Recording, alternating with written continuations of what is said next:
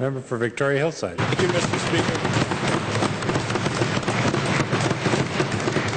Mr. Speaker, the problem with this budget is that many of its key assumptions don't square with the facts. Let's look at retail sales in British Columbia, declining today. A StatsCan report shows holiday retail sales were down 10% this year compared to the year prior. Leading banks are describing the retail situation in British Columbia as being, quote, in full-blown retreat. And yet this budget, Mr. Speaker, assumes retail sales will not only grow in 2009, but they'll grow faster in this year than the 3 years after that.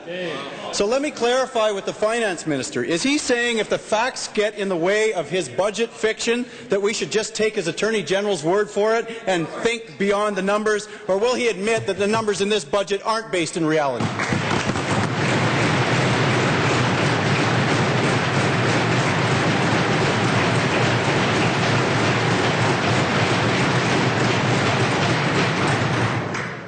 Minister.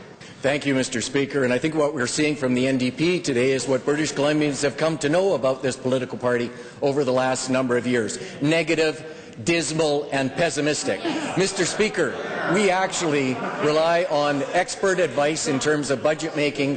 We actually know that British Columbia is going through a difficult stretch in the economy as caused by outside global factors. But, Mr. Speaker, we also know that this is a province that is resilient. This is a province that is going into this economic downturn with a solid economic base, Mr. Speaker. And, Mr. Speaker, we believe that this is a province that's going to be even stronger when we come out of it.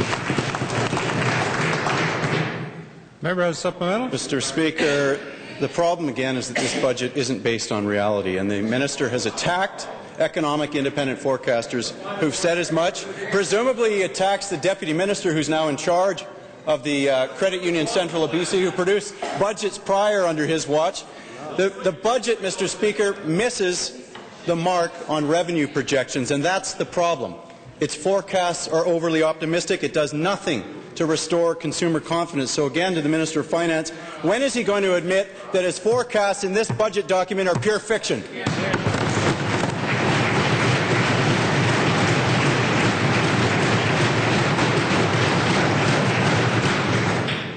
Minister. Thank you, Mr. Speaker. And as I indicated earlier, the budget revenue projections that are built into this budget are based on independent outside experts.